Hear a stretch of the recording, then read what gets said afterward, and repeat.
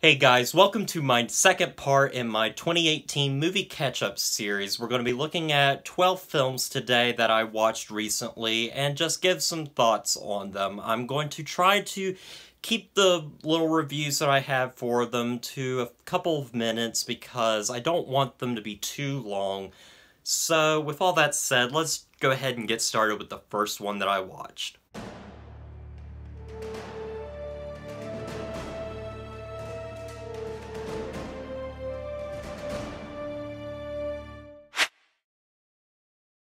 Venom was a film I was never really interested in, and a lot of people seem to have been interested in it, but I didn't care for it at all. I didn't care for the idea. I thought, why have a Venom movie without Spider-Man?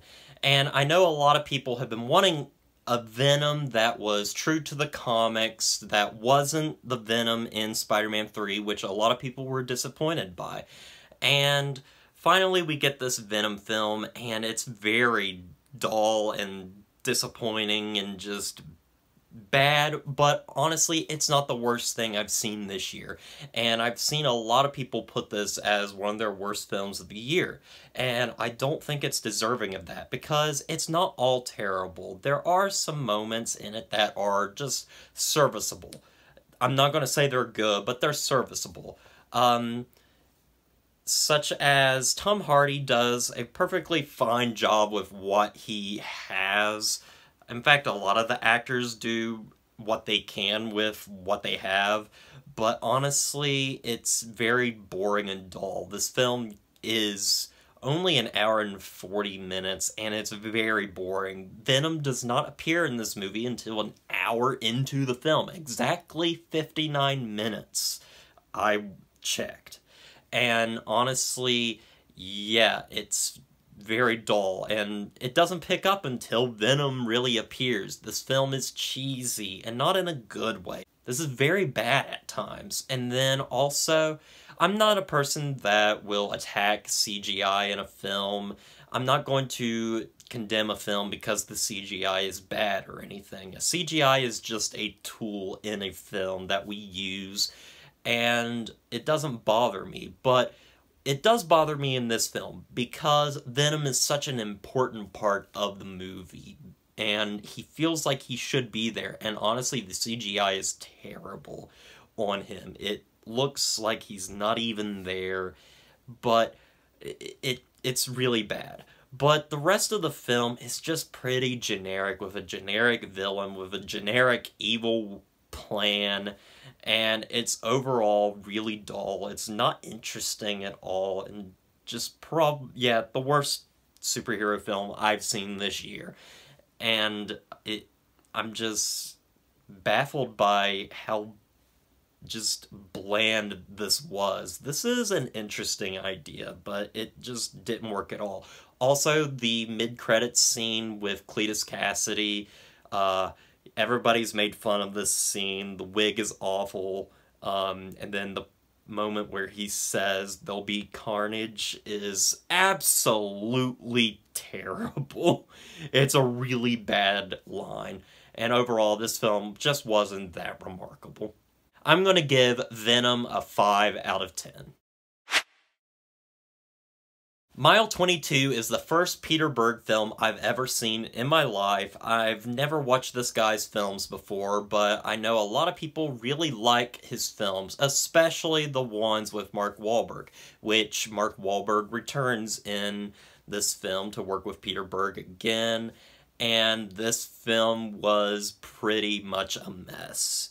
Even more of a mess than Venom. Venom at least was a competent film in a lot of respects. This one has a lot of problems. For one, the editing is absolutely awful in this film. There are shots in this film that last from a second to 2 seconds before they cut to something else, and it makes it nauseating to watch. It makes the film hard to watch. It's a bad film. Also, Mark Wahlberg's character, he talks so fast in this film, and it becomes really annoying. He's not that likable, and I think Peter Berg almost just didn't want to make this film, it feels like, because it feels like he's trying to make this film as fast as he can by editing it super quickly, making everybody talk really fast. And it makes the action just not that engaging to watch and very bland by the end. It's not an interesting story at all, and it feels very... I will say it goes by really fast, but honestly that's because the editing is so terrible. It's so poorly put together and just a really bad film overall. I wasn't interested in this film at all. Like, I know a lot of people really were looking forward to this film, and I feel sorry for those that were really disappointed by this film. This film isn't that good, but it's by far not one of the worst films I've seen this year. Mile 22 gets a 4 out of 10. Next we have Alpha, a very underrated film that is honestly one of the most beautiful films I've seen this year. The cinematography with this is absolutely astounding. The colors just pop, and it looks incredibly good. This film is the story of a young boy about 20,000 years in the past, in BC time, and it's follows him as he's trying to survive after a fall, and he meets this dog or wolf that helps him along on his journey, and we see the bond between this animal and the boy, and it really does hit home. It's a very good relationship, and overall the real interesting part about this film is the cinematography. Also, the acting is incredibly good, especially in the first half of the film with the boy and his tribe. The relationship between his father is really good. I really did like this film a lot. It's very underrated, and I think people should honestly give this a chance, everything, if you haven't seen it already. Now, it does have subtitles on it, so if you're not into reading subtitles, I'm sorry, but I think you can really enjoy this film. And there's only a couple of subtitles in the first half. The rest of it is pretty much just watching this boy survive, and it's really engaging and just an overall fun movie. I'm going to give Alpha a 7 out of 10. Speaking of a boy and his dog, we have A.X.L, or A.X.L. I'm not sure how this movie wants us to pronounce it, because this dog in the movie is a robot, and his codename is A.X.L, and the main character calls him A.X.L, so I don't know what we're supposed to call him, so the movie should have been more clear on that, but honestly, this is a pretty bad film. Pretty bad film in a lot of ways. This is basically this year's Monster Trucks. It's just a lame children's film with some okay CGI when it comes to the robot dog, honestly. But yeah, this film is very cliche, very dull, and just not interesting at all, filled with dumb decisions, dumb writing decisions, and it's just a bad film. It's not one of the worst films I've seen this year, but it definitely is overall a bad film, and the worst film I've talked about so far. So when it comes to movies this year about a boy and his dog, Alpha takes the win. I'm gonna give A.X.L a 4 out of 10. Next we have one of the most underrated films of the year, Operation Finale, which follows the true story of the Israeli government as they are on a manhunt to find Adolf Eichmann, who is one of the Nazi Party members that helped to figure out the final solution to exterminate the Jews. And this is a very tense thriller type movie with some really good character moments, some incredible acting from Oscar Isaac and Ben Kingsley, who plays Adolf Eichmann. And these actors are really good. The directing is very tight. And it's very funny that this was directed by the director of Twilight Saga: New Moon. Yeah, and it's a good film. I think this is a very underrated film, though. It's beautifully acted, it's beautifully filmed, even, and I don't know if it gets the historical accuracies right, but honestly, this was just a fun thriller film that I think a lot of people are going to forget by the end of the year, and they shouldn't. I think this is a fun film, and I really enjoyed it. I'm going to give Operation Finale a 7 out of 10. The next film is Mowgli, Legend of the Jungle, the new Netflix film, which used to be a Warner Brothers film, directed by Andy Serkis, the king of motion capture. And of course, this is yet another Jungle Book story, and honestly, I was expecting this movie to be absolutely terrible from the fact that it was going straight to Netflix, but honestly, I think this film is not that good, but it's far better than I thought it was going to be. It's mostly just a very bland film with some CGI that, I mean, I like the character designs alright, but there's something about the CGI that is a little too glossy and makes it not look that good. Everything's a bit too shiny, and some of the character designs are absolutely ugly, like Baloo is absolutely terrifying to look at. Also, Mowgli as a character is not that interesting at all, and it's really sad because I think the boy playing him does a fine job, but honestly, Mowgli is not that great of a character in the film. Also, the film is very weirdly structured. It's kind of boring for the first half of the film, which honestly feels like one continuous chase scene, and it's not an interesting chase scene at all. Also, the film does pick up in the second half when Mowgli enters the human village. All that stuff is really good. It's very colorful. I love that stuff. I also love a scene that happens when he enters the place, which is a scene between him and Bagheera, played by Christian Bale. That scene is very good and heartfelt, and I liked it a lot. Honestly, I like the second half of this movie more than the first half. A lot of the acting is over the top, especially Benedict Cumberbatch, who says a line in the film. He's like, "I'll drink your blood."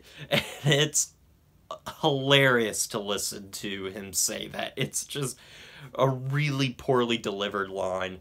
Overall, it's not completely terrible, but it's not good at all. And honestly, I'm going to probably forget about this. I'm going to give Mowgli, Legend of the Jungle a 5 out of 10. Next, we have Death of a Nation. And to talk about this, I'm just going to say, I don't like getting political in my videos. That's not what this YouTube channel is for. That's not what my reviews are for. I don't like getting political at all because I think it tears a bunch of people apart and it's basically pointless, especially when you're talking about film. But sometimes you can't talk about films like this without a little bit of politics seeping through. Death of a Nation is a documentary from Dinesh D'Souza that tries to connect Abraham Lincoln to President Donald Trump, and it does this very poorly by going all over the place.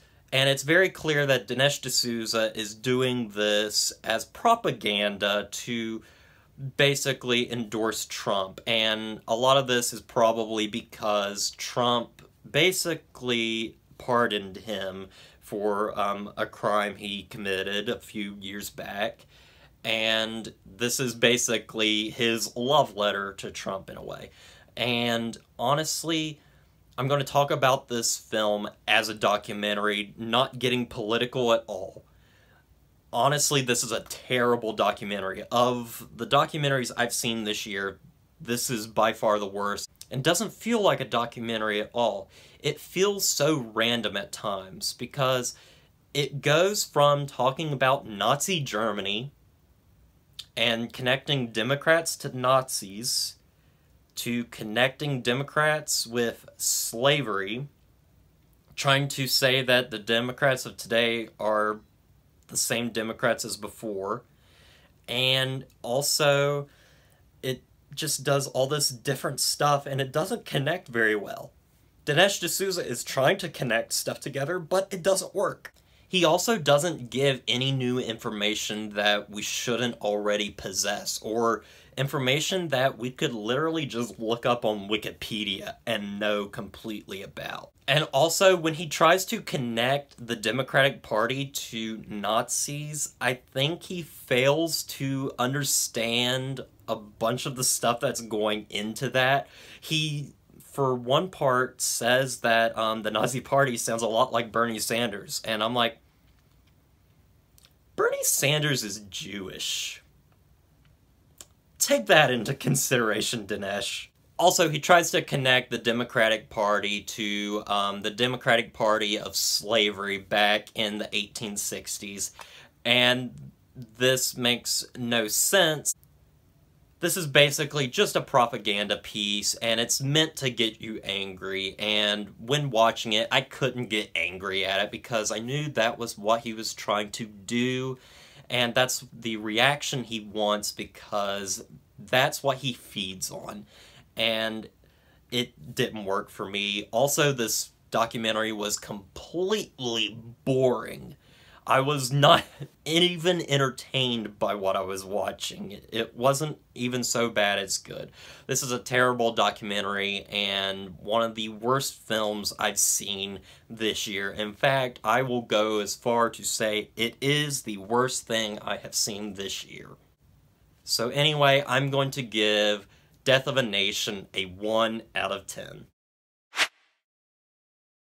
Next, we have Blindspotting, one of the biggest surprises of the year. I absolutely loved this film. This film follows this man who is on probation. He's on his last days of probation, and he's with his friend, going door to door, helping basically move stuff around and renovate. And this film does a lot of stuff with race. And I think this film is easy to compare with a film like Sorry to Bother You. And I think this film tackles ideas of race so much better than Sorry to Bother You. I think this is a terrific film and has a fantastic performance from Daveed Diggs, who gives one of the best performances and most underrated performances of the year. This is a great performance. This is a great character, and I absolutely loved this film. I thought it was beautifully shot, and a lot of scenes just brought chills to me. This is an incredible film, definitely one of my favorites of the year, and I think if you haven't seen this film, watch it. If you haven't heard of it, watch it, because I think you guys will be extremely entertained by this, because it's a drama. It has a lot of deep issues in it, but honestly, it's one of the funniest films I've seen this year. I was laughing a lot during this film. There's a really great scene in a hair salon with just a great scene that happens right after it that had me almost in tears with how funny it was. I absolutely loved this film, and you guys should really check it out. I'm going to give Blindspotting an 8 out of 10. Next, we have The Happytime Murders, which is a film I was never interested in. I never thought it looked good from the trailers, and yes, this was not a good film. And a bunch of people will say this is one of the worst films of the year. It probably would have been if I hadn't seen so many other bad films this year, but this film does have some stuff in it that I thought was funny.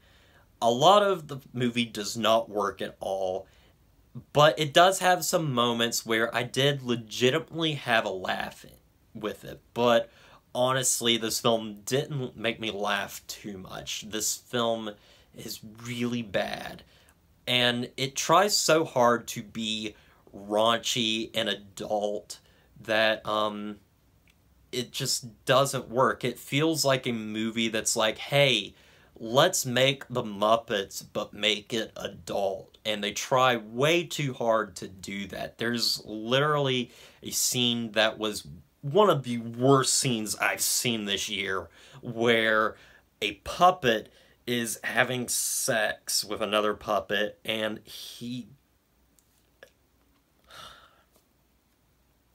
Oh my gosh, like... Sorry, I'm just thinking back to it and just how awful it is. But okay, I'll talk about it. So, there's a moment where a puppet jizzes all over his office, and it goes on for a minute, maybe 2 minutes. It goes on way too long, and it's definitely one of the worst scenes I've seen this year. And that just is the type of humor we're getting here. It's just raunchy humor, and it's just awful. I mean, some of the stuff works in it, but it mostly doesn't work.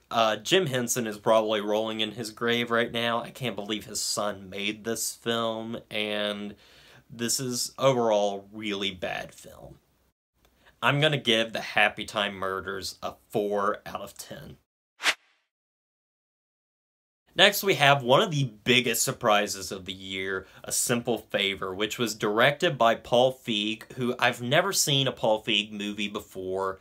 And I know people seem to like Bridesmaids, The Heat, and Spy. And I know people absolutely hate the new Ghostbusters film. But this film is honestly really good. And I had a blast watching it. So it follows the story of Anna Kendrick, who is friends with Blake Lively, who disappears and dies. And eventually Anna Kendrick falls in love with Blake Lively's husband, and she thinks that Blake Lively might be alive, kind of stalking her. And this film is a very tense thriller type film, kind of like Gone Girl in a way.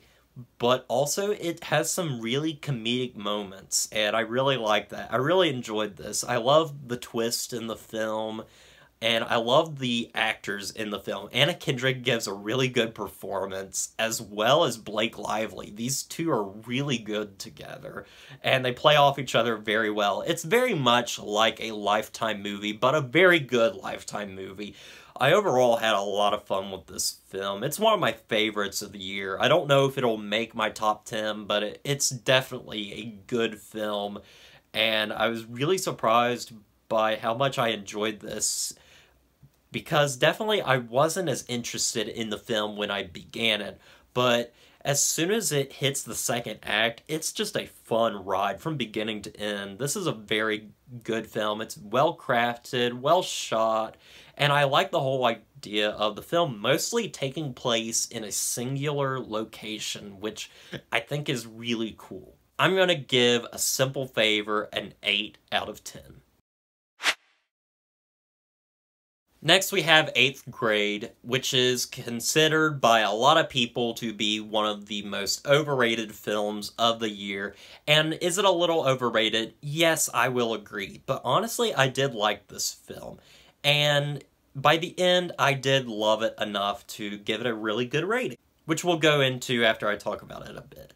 8th Grade, of course, follows the story of Kayla, who is basically living her last week of 8th grade. She's a very socially awkward girl, doesn't have very many friends. She has a YouTube channel that doesn't get very many views, and we see her basically living life in the awkward moments of 8th grade. And honestly, for most of this film, I thought this was just alright and everything. It was definitely good. I really liked, I think it's Ellie Fisher. I can't remember her first name, but she's really good in this. She gives a good performance. I love her relationship with her dad, who was one of the best dads in film, honestly. And I like a lot of the awkward moments that happen in this film. The directing style with the cinematography is very interesting. Everything is very off-putting, which I really do like. Bo Burnham did a really good job with this. I think I'd love to see what inspired him with this film, like the type of directing style he does, because I'd be really interested in that. But honestly, what really pushed this film over the edge for me to where I absolutely loved it was this one scene near the end of the film that takes place in a back seat of a car. It's extremely awkward and horrifying to watch. It's very tense and made me feel really uncomfortable. And there's a character that says a lot of words, and it's very awful because I have heard people talk like this before. I feel like I can relate to this film more than most adults because, I mean, I'm a lot younger than some of the people that have reviewed this film. 8th grade doesn't feel that long ago, and people talked like this. And it's kind of disturbing to think that people did talk like this. Now, there are some moments of this film where I'm like, that probably would not have happened. Especially where I went to middle school. But honestly, I did really like this film, especially from that point on. I think the relationship with the father is incredible. I love her performance, and I like the directing for Bo Burnham.